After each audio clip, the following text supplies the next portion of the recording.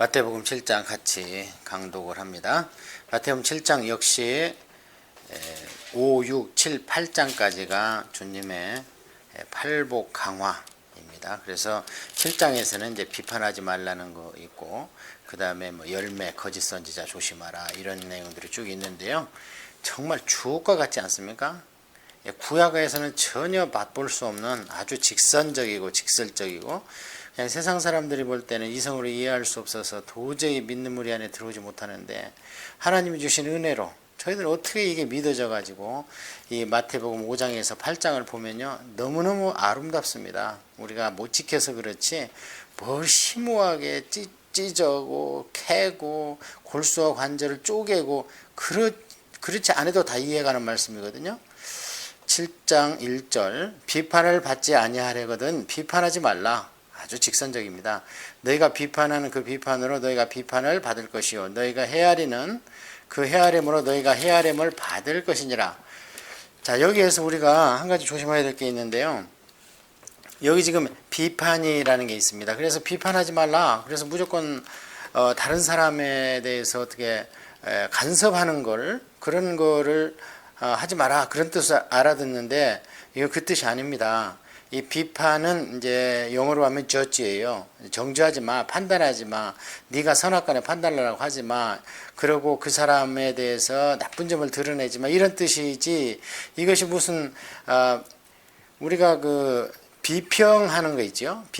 비판은 하고 비평하고 또는 비난하고 비방, 이렇게 비자 들어가는 게 참 많이 있는데요.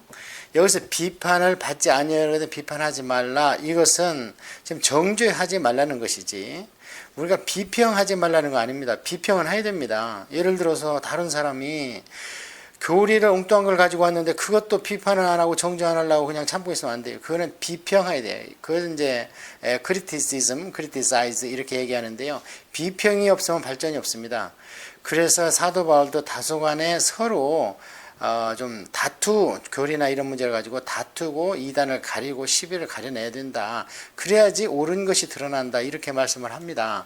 그래서 이 비판은 다시 얘기하면 좀 정죄 또는 비방 이렇게 하지 말아라. 그래서 그런 걸 우리가 잘 헤아려야 돼요. 그냥 무턱대고 갖다가 적용하면 안 됩니다. 자, 그래서 우리가 잘못 판단하면요, 그 잘못 판단한 것으로 우리가 나중에 정죄받습니다. 저지받아 하나님한테. 그래서 최고의 저지는 하나님이세요. 최고의 크라운이죠, 법정에서. 그래서 제가 항상 드리는 말씀이 판사들의 판결문까지도, 대통령의 판결문까지도 전부 하나님 앞에서 다시 한번 그거 가지고 하나님 앞에서 판단하십니다. 자, 그래서 왜 그러면 사람들이 이렇게 정죄를 자주 하는가, 비방을 자주 하는가, 비방을 자주 하는가, 그 이유가 여기 있다는 거예요. 어찌하여 형제의 눈 속에 있는 티는 보고 내 눈 속에 있는 들보는 깨닫지 못하느냐. 티와 들보가 대조되어 있는데 이거 게임이 안 되죠. 비례로 따질 수도 없습니다. 그래서 우리는 죄성이 있어요, 우리 안에. 근데 상대방이 조금 잘못하는 것은 그 죄성 중에 일부가 행위로 나타나는 거예요. 그런데 그것을 보고 비판하는 우리 안에는 엄청난 죄성이 있습니다.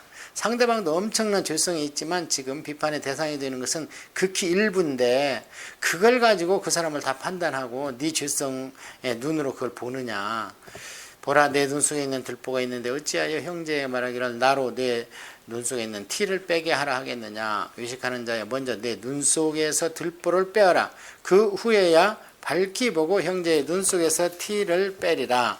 거룩한 것을 개에게 주지 말며 너희 진주를 돼지 앞에 던지지 마라. 그들이 그것을 발로 밟고 돌이켜 너희를 찢어 상하게 할까 염려하라.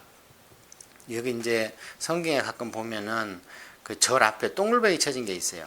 사실은 그 동글베이 쳐진 게 주제가 바뀌는 거라고 생각을 했습니다. 원문에는 물론 없습니다. 이거는 원문은 그냥 쭉 오른쪽에서 왼편으로 써나갔어요, 대문자로. 그래서 그거는 이제 공부하기 상당히 힘든데요.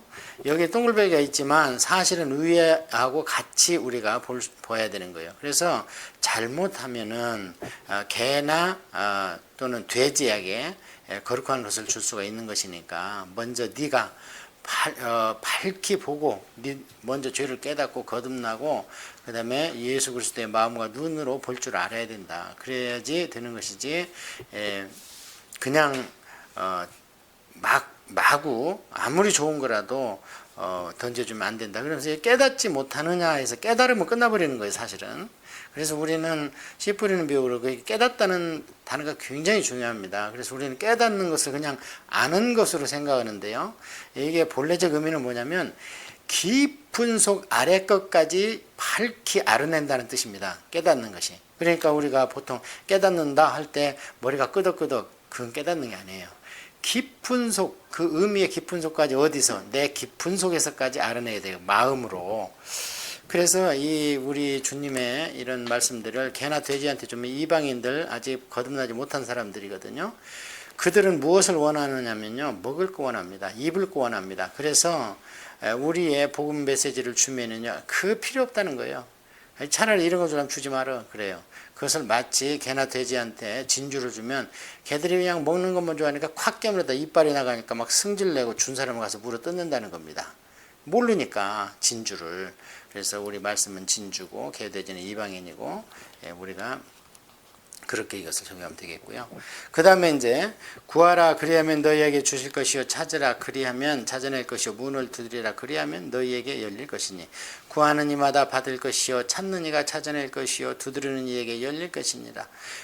너희 중에 누가 아들이 떡을 달라 하는데 돌을 주며 생선을 달라 하는데 뱀을 줄 사람이 있느냐. 너희가 악한 자라도 좋은 곳으로 자식에게 둘 줄 알거든 하물며 하늘에 계신 너희 아버지께서 구하는 자에게 좋은 것을 주시지 않겠느냐. 그러므로 무엇이든지 남에게 대접을 받고자 하는 대로 너희도 남을 대접하라. 이것이 율법이요 선지자니라.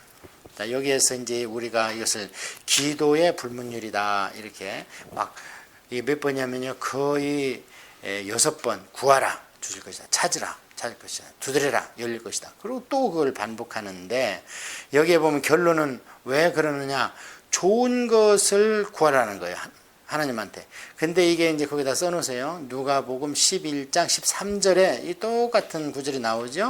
근데 거기에는 하물며 하나님께서 성령님을 주시지 않겠느냐. 그래서 이 좋은 것이 누가가 기록할 때는 주님한테 똑같은 설교를 들었겠지요. 누가가 기록할 때는 좋은 것 대신에 성령님 이렇게 되어 있습니다. 그래서 이게 우리가 무턱대고 우리의 정욕을 구하라는 게 아니고 성령님이 오시면 끝나는 겁니다. 네. 성령님이 오시면 우리의 기도의 끝이기 때문에 좋은 것이 성령님으로 누가복음에는 확실하게 기록이 되어 있고요. 그 다음에 무엇이든지 남에게 대접받고자 하는 대로 너희도 남을 대접하라. 이것이 율법이요 선지자라 했을 때 율법이요 선지자는 이제 우리가 여기까지 공부를 했으면 이것이 곧 구약성경을 얘기해야 된다는 것을 우리가 알아야 됩니다. 좁은 문으로 들어가라. 멸망으로 인도하는 문은 크고 그 길이 넓어 그리로 들어가는 자가 많고 생명으로 인도하는 문은 좁고 길이 협착하여 찾는 자가 적음이라. 그래서 대로 대문 큰 길 큰 문은 멸망으로 가는 것이고 좁은 길 좁은 문은 우리 구원으로 생명의 문으로 들어가는 것입니다. 자, 그 다음에 15절부터는요 어떤 것이 나오면 거짓 선지자가 나옵니다. 그러니까 15절을 우리가 잘 묵상을 해야 됩니다. 거짓 선지자들을 삼가라. 양의 옷을 입고 너희에게 나오니 속에는 노력하는 일이라. 자, 이제 무엇을 노력하는가. 요즘에는 아마 그 돈과 물질이죠. 그 다음에 아마 명예를 노력할 겁니다. 그들의 열매로 그들을 알지니 가시나무에서 포도주를 또는 엉겅퀴에서 무화과를 따겠느냐. 이와 같이 좋은 나무마다 아름다운 열매를 맺고 못된 나무가 나쁜 열매를 맺나니 좋은 나무가 나쁜 열매를 맺을 수 없고 못된 나무가 아름다운 열매를 맺을 수 없느니라.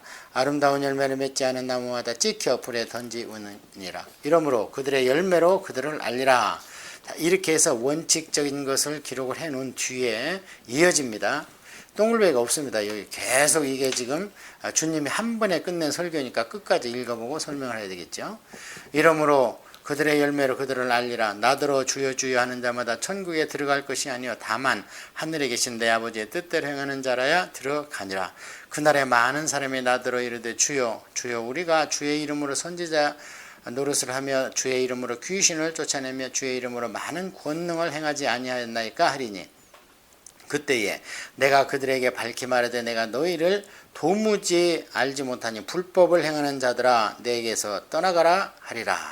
기니까 여기 중간까지 있고 설명을 합니다.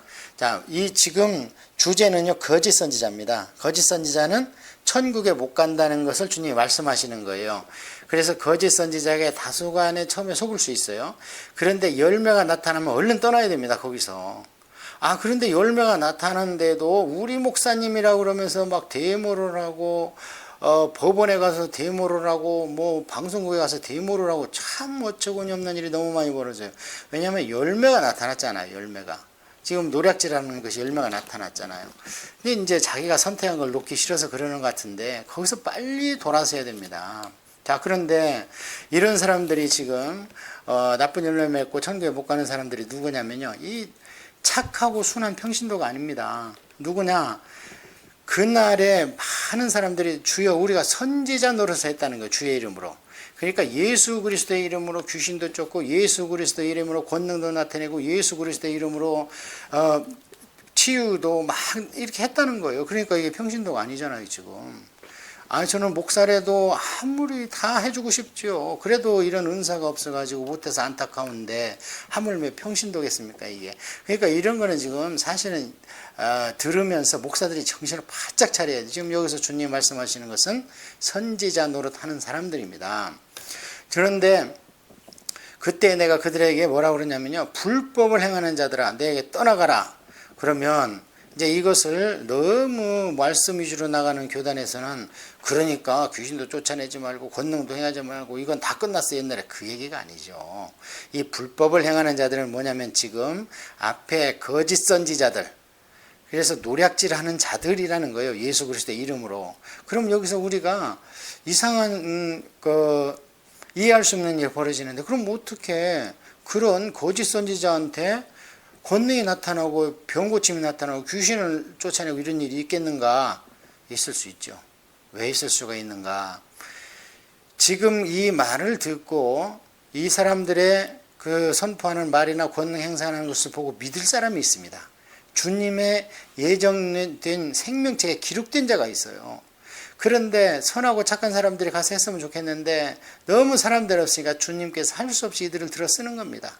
예를 들어서 고레스와 같이 이방인을 들어 써가지고 이스라엘 백성을 해방시키는가 하면 말을 안 들으면 당나귀가 말을 해서 돌이키게 하고 이런 일이 비일비재하게 일어납니다. 성경에는. 그러니까 이건 전혀 이상한 게 아니에요. 예수 그리스도의 이름으로 귀신 쫓아냈는데 어떻게 내가 참종이 아니냐. 불의 사자다. 열매를 봐야 되는 거예요. 그러면 이 열매를 어떻게 보는가. 주님이 이런 것을 다툼을 끝내려고 24절에 딱 끝내버렸어요. 이 말 어떻게 하느냐. 그러므로 누구든지 나의 이 말을 듣고 행하는 자는 그 집을 반석 위에 지은 지혜로운 사람 같으니. 자, 이 지혜로운 사람은 천국에 가는 자입니다. 아까 얘기하는 거짓 선지자가 아닙니다. 그럼 이 지혜로운 사람은 곧 구원받는 사람은 딱 키워드가 뭐냐. 듣고 행하는 자입니다. 그러면 위에 있는 사람들은 뭐예요? 자기가 말씀은 들었습니다. 신학교가 있던 선배 목사로부터 말씀을 듣고 그 다음에 그것을 전하기는 하는데 본인은 행하지 않는 거예요. 예를 들어서 물질이나 명예나 이성 문제에 있어서 성경을 설교하고 강의할 때는 성경대로 합니다. 책대로 하고 배운 대로. 그런데 본인이 그렇게 행하지 않는다는 거예요. 24절이 이 거짓 선지자를 주님께서 나중에 판단하시는 딱 이게 판결문입니다. 듣고 행했냐 네가 외치기만 했냐 아니면 네가 행했냐. 이게 아주 키워드입니다. 그런데 우리가 보통 삼자가 이걸 잘 모르죠. 그러니까 막 자기가 죄 빠지는지 모르고 들킬 때까지 계속 하는 거예요. 그래서 제가 드리는 말씀이 정말 참종이 처음에는 정말 개척교회하고 어려우니까 권능 나타나는 걸 너무 감사하고 주님께 막 눈물로 감사하고 이러다가 자기도 모르게 교만해들하고 이뤘다 싶으니까 이제 조금씩 자기 영이 화인이 맞아가는 몰라요 본인이. 그런데 어떻게 하다가 그게 드러났단 말이에요. 그게 복입니다. 그러면 잘못하고 회개하고 다윗처럼 엎어려져야 되는데 끝까지 소송을 갑니다. 세상 법정에 목사가 돼가지고 자기가 그게 드러났으면 그러면은 두 번의 기회를 놓치는 거예요. 처음에 그 일을 행하지 말라는 말씀을 놓쳤죠. 그 다음에 어떤 연유로 해서 그게 드러났어. 불법, 음행, 또는 횡령 이런 것들이. 그러면 회개를 하고 아득을 해야 되는데 끝까지 갑니다. 그러고 이제 아까 얘기한 이게 그 주의 종들에 대해서 주님이 하신 말씀인데 착한 양 같은 평신도들은 속하지 않는다 제가 말씀드렸잖아요. 그런데 그런 상황을 보고 그 종한테 안 떠나면 할 수 없이 주님이 그래 너희들도 소경이구나. 너희들도 같이 이 소경이 빠진 데 빠져버려라. 이렇게 하는 겁니다. 그러니까 빨리 돌아서야 되는 거예요. 아무리 천없는 내 목사고 나를 안수 줬고 뭐 우리 식구를 다 세례 줬고 소용없습니다. 다 그렇게 아무 소용없어요. 예, 정신 바짝 차려야 되는 거죠. 비가 내리고 창수가 나고 바람이 불매 그 집에 부딪히되 무너지지 아니하리니 이는 주추를 반석 위에 놓은 까닭이요 나의 이 말을 듣고 행하지 아니하는다는 그 집을 모래 위에 지은 어리석은 사람 같으니 비가 내리고 창수가 나고 바람이 불어 그 집에 부딪힘에 무너져 그 무너짐이 심하니라.